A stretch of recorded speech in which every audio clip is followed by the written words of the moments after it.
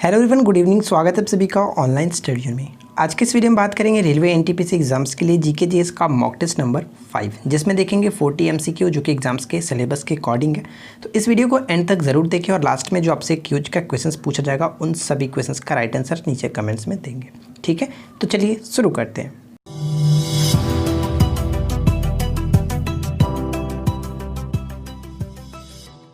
तो आज की इस वीडियो का फर्स्ट क्वेश्चन ये बनता है कि मुगल बादशाह ने किसे नवाब की पदवी प्रदान की थी।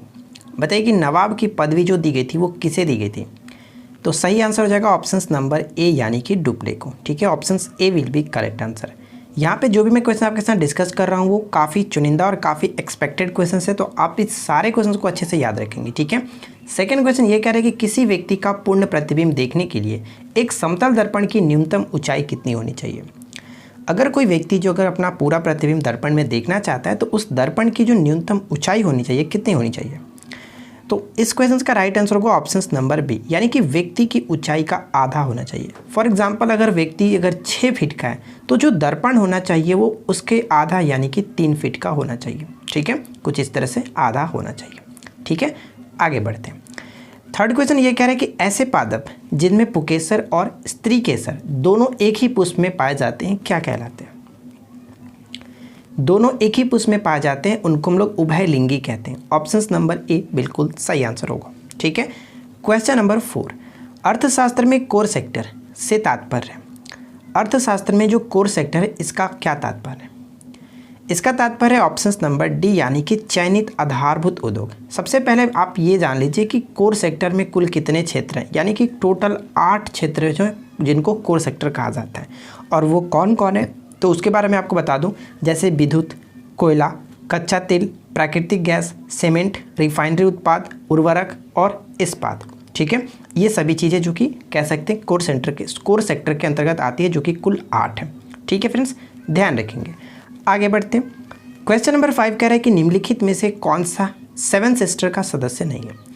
आपको पता है कि पूर्वोत्तर भारत के जो सभी राज्य हैं उनको 7 सिस्टर कहा जाता है। तो 7 सिस्टर के अंतर्गत कौन यहाँ पे जो कि आता है वो आपसे पूछा जा रहा है। तो right answer will be options number B, Tripura जो है वो 7 सिस्टर के अंतर्गत आता है। ठीक है, आगे बढ़ते हैं। अच्छा, एक चीज़ ध्यान रखेंगे, सिक्किम जो आता है वो सिक्किम नहीं आता। क्लियर, सिक्किम 7 सिस्टर के अंतर्गत नहीं आता है। अगला क्वेश्चन, एक कुली 5 किलोग्राम का वस्तु अपने सिर पर लेकर के रेलवे प्लेटफॉर्म पर खड़ा है, उसके द्वारा किया गया कार्य कितना होगा। बताइए, 5 किलोग्राम का जो वस्तु को अपने सिर पर लेकर के प्लेटफॉर्म पर खड़ा है, तो आपसे पूछा है कि जो किया गया कार्य होगा वो क्या होगा। तो राइट आंसर क्या होगा, ऑप्शन नंबर सी यानी कि शून्य कार्य होगा। क्यों? क्योंकि आपको पता है कि कार्य तभी पॉसिबल होता है जब कोई डिस्प्लेसमेंट कह सकते हैं या फिर विस्थापन होता है। ठीक है, लेकिन अब वो खड़ा है तो कोई भी विस्थापन नहीं हो रहा है, इस वजह से हम कह सकते हैं कि कोई भी कार्य नहीं हुआ है। ऑप्शन नंबर सी बिल्कुल सही आंसर है। मंगानियर नामक जनजातीय समुदाय, बताइए मंगानियर नामक जनजातीय समुदाय जो है इनका संबंध किससे है। तो इस क्वेश्चन का राइट आंसर हो जाएगा हमारा ऑप्शन नंबर यहाँ पे जो कि बी, यानी कि पश्चिमोत्तर भारत में अपनी संगीत परंपरा के लिए विख्यात है। एक प्रकार की एक जनजाति होती है राजस्थान के मुस्लिम समुदाय से कह सकते हैं, जो कि भारत के बाड़मेर और जैसलमेर जिलों में, और साथ ही साथ मैं आपको बता दूं कि पाकिस्तान में सीमा से जो सटे सिंध प्रांत है उसमें भी ये पाए जाते हैं ये जनजाति समूह। ठीक है, और वे अपने लोक संगीत के लिए काफ़ी जाने जाते हैं। तो राइट आंसर यहाँ पे होगा ऑप्शन नंबर बी। क्लियर, आगे बढ़ते हैं। नेक्स्ट क्वेश्चन कह रहा है कि प्रदीप्त वृत्त। ठीक है, प्रदीप्त वृत्त किसे कहते हैं। तो बताइए कि प्रदीप्त वृत्त जो है वो किसे कहते हैं। तो चलिए बात करते हैं इस क्वेश्चन के राइट आंसर का। इस क्वेश्चन का सही आंसर है ऑप्शन नंबर सी, यानी कि ग्लोब पर वह वृत्त जो दिन और रात को विभाजित करता है, यानी ऑप्शन नंबर हम सी को टिक करेंगे। ठीक है फ्रेंड्स, ध्यान रखेंगे। अगर आपने अभी तक इस वीडियो को लाइक नहीं किया तो आपसे रिक्वेस्ट करूंगा कि वीडियो को लाइक किया करें और अपने दोस्तों को यार शेयर किया करें। आप लोग शेयर ही नहीं करते हो। ठीक है, शेयर क्या करें।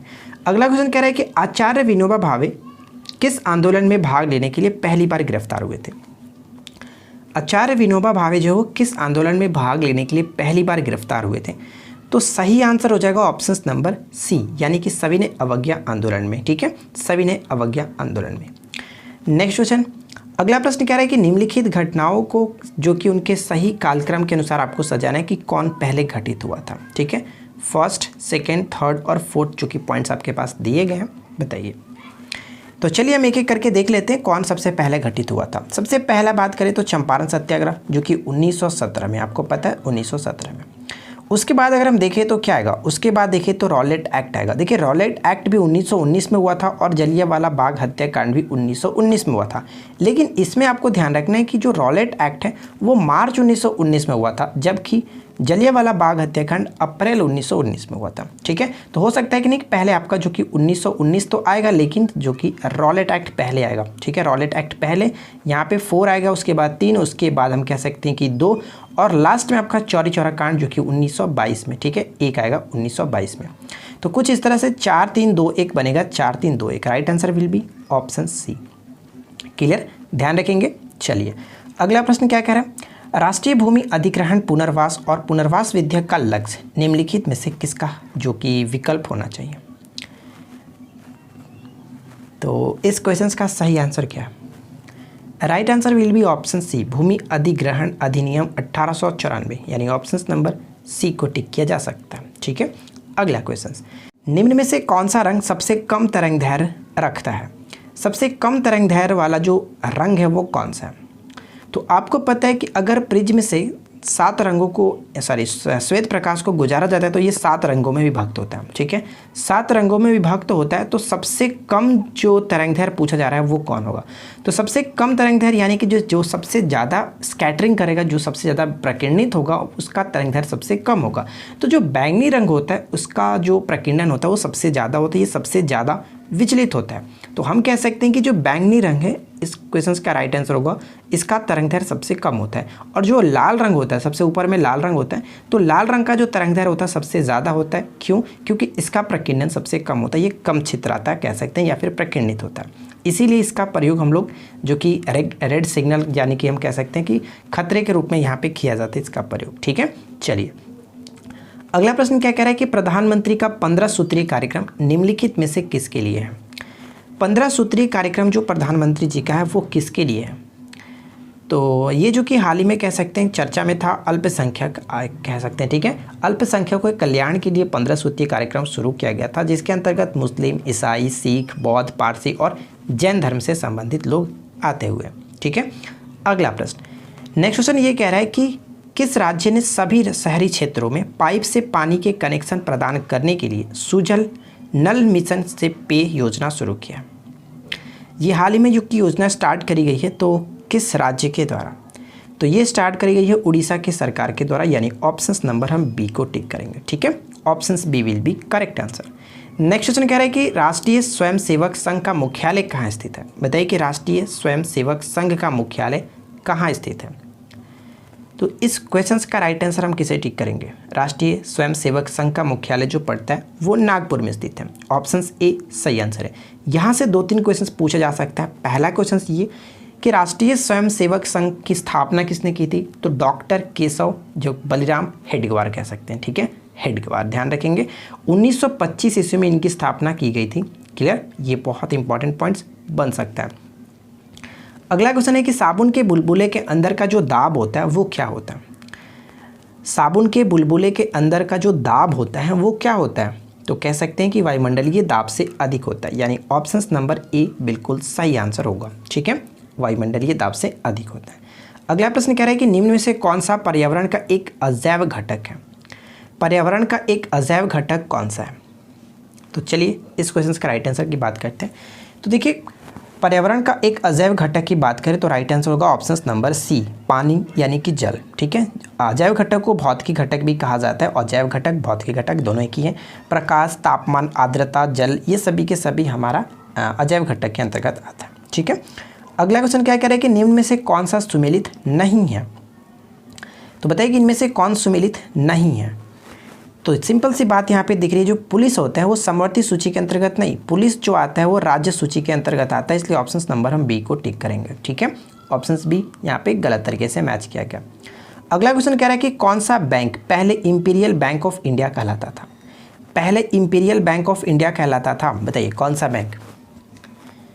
तो वो बैंक है भारतीय स्टेट बैंक, यानी कि एसबीआई जो था वो पहले इंपीरियल बैंक ऑफ इंडिया के नाम से जाना जाता था। 1921 में कह सकते हैं कि इंपीरियल बैंक ऑफ इंडिया की स्थापना हुई थी, जिसका बाद में राष्ट्रीयकरण जब किया गया 1955 में, तो 1955 में राष्ट्रीयकरण करने के साथ ही इसको एसबीआई में कन्वर्ट कर दिया गया, एसबीआई इसका नाम दिया गया। ठीक है, तो इस तरह से आप इसको याद रख सकते हैं। चलिए आगे बढ़ते हैं।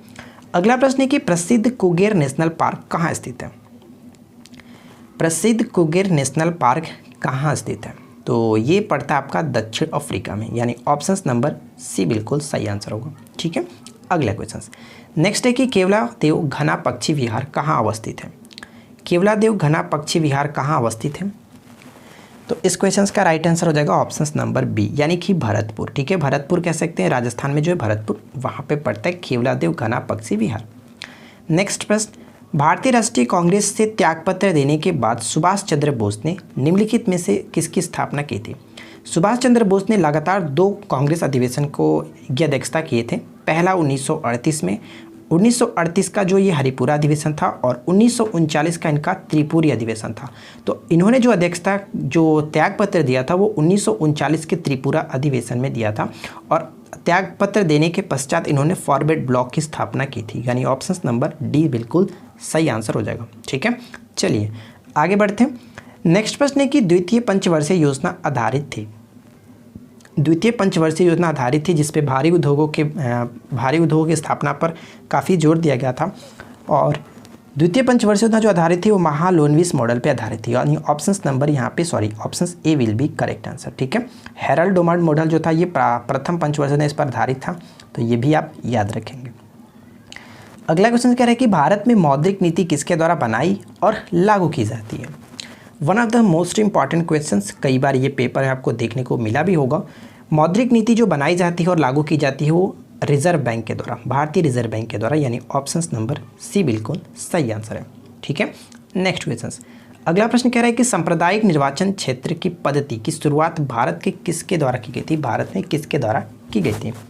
सांप्रदायिक निर्वाचन क्षेत्र की पद्धति की शुरुआत भारत में जो की गई थी वो 1909 के मिंटो मार्ले सुधार अधिनियम के द्वारा की गई थी, यानी ऑप्शन नंबर हमारा बी बिल्कुल सही आंसर हो जाता है। ठीक है, अगला क्वेश्चन, राष्ट्रीय एकता परिषद की स्थापना कब हुई?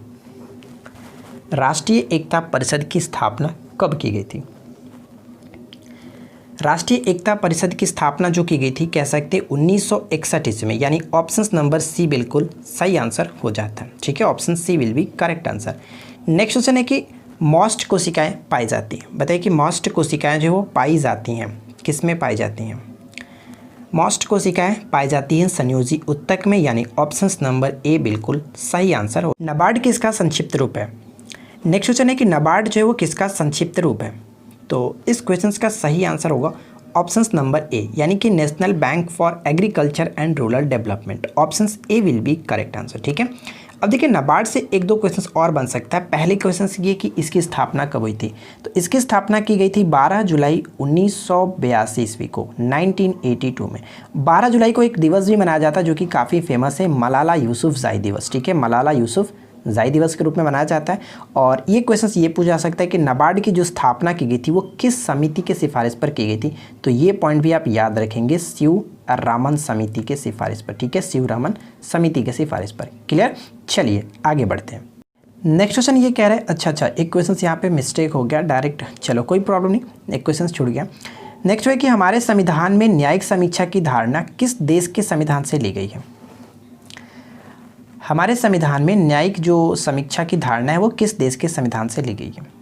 तो न्यायिक समीक्षा ली गई है जो कि यूएसए से, कह सकते हैं अमेरिका से। ठीक है, और अमेरिका से एक क्वेश्चन जो कि कई बार पेपर में पूछा जाता है, मौलिक अधिकार भी जो कि यहीं से लिया गया। ठीक है, ये भी आप याद रखेंगे।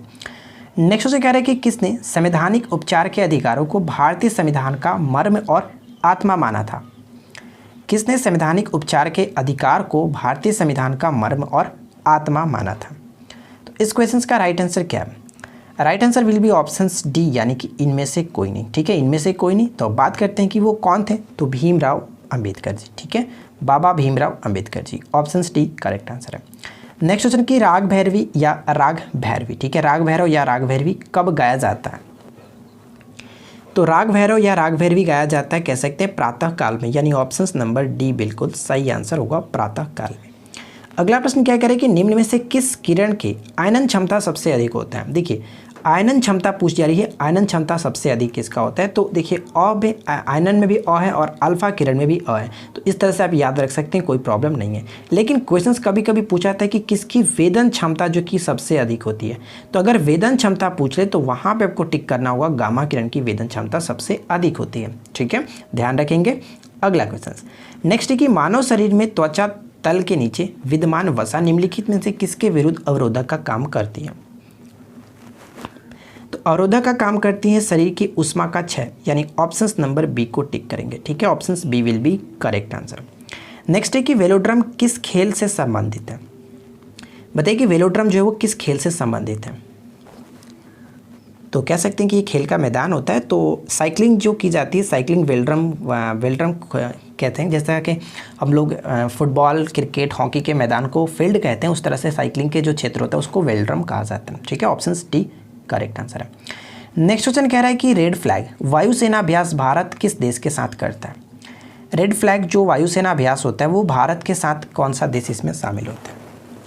तो भारत और अमेरिका के साथ ये किया जाता है, यानी ऑप्शन नंबर सी को टिक करेंगे। ठीक है, चलिए नेक्स्ट क्वेश्चन है कि मेराबी पर्वत जो हाल ही में फटा था वो किस देश की एक सक्रिय ज्वालामुखी है। मेराबी पर्वत बताइए कि किस देश की एक सक्रिय ज्वालामुखी है। डेफिनेटली आपने राइट आंसर गेस किया ही होगा, कोई प्रॉब्लम नहीं है। इस क्वेश्चन का राइट आंसर है Indonesia, option D will be correct answer. ठीक है, और ये मैं आपको बता दूं कि पृथ्वी की सबसे अधिक सक्रिय ज्वालामुखियों में से एक है, इंडोनेशिया में स्थित है। किस देश ने भारत के बाहर पहली योग यूनिवर्सिटी खोलने की आधारशिला रखी है। तो हाल ही में ये घोषणा की गई थी, जो हाल ही में छठी अंतर्राष्ट्रीय योग दिवस मनाया गया 21 जून को, प्रत्येक वर्ष मनाया जाता है। तो 21 जून को ये घोषणा की गई थी, जो कि अमेरिका के लॉस एंजल्स में इसका जो कह सकते हैं आधारशिला रखा गया। ठीक है, option number C correct answer होगा। नेक्स्ट है कि विश्व हीमोफीलिया दिवस 2020 का विषय क्या है। विश्व हीमोफीलिया दिवस 2020 का विषय क्या है बताइए। तो इस क्वेश्चन का राइट आंसर है ऑप्शन नंबर डी, यानी कि गेट इन्वॉल्व्ड, यानी option D will be correct answer. अब बात करते हैं कि विश्व हीमोफीलिया दिवस प्रत्येक वर्ष मनाया कब जाता है।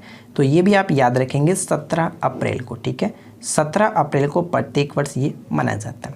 क्लियर, चलिए नेक्स्ट वन देखिए क्या कह रहा है कि किस राज्य में आयोजित होने वाले त्रिशूरपूरम उत्सव को पहली बार रद्द किया गया था, और ये फर्स्ट टाइम रद्द हुआ था। तो बताइए कि किस राज्य में ये त्रिशूरपूरम पर्व मनाया जाता है, जो कि कोविड-19 की वजह से ये रद्द किया गया था।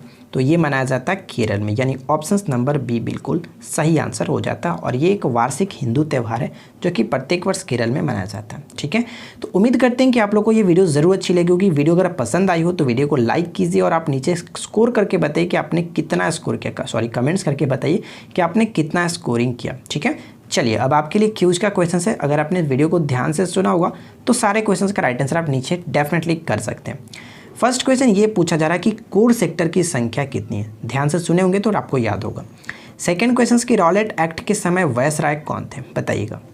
थर्ड क्वेश्चन से कि नाबार्ड बैंक की स्थापना किस समिति के सिफारिश पर की गई थी। ठीक है, फोर्थ क्वेश्चन ये कि किस किरण की वेदन क्षमता सबसे अधिक होती है, वेदन क्षमता सबसे अधिक होती है।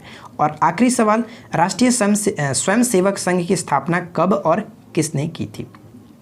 तो हम मिलते हैं इसी प्रकार के किसी नए वीडियो में किसी नए टॉपिक के साथ। वीडियो पसंद आया तो अपने दोस्तों के साथ भी जरूर शेयर करें, और इसी तरह की और वीडियो को देखने के लिए आप नीचे डिस्क्रिप्शन या फिर प्लेलिस्ट को चेक कर सकते हैं। हम मिलते हैं आपके साथ नेक्स्ट वीडियो में किसी नए टॉपिक के साथ। Thanks for watching, keep learning, have a good day.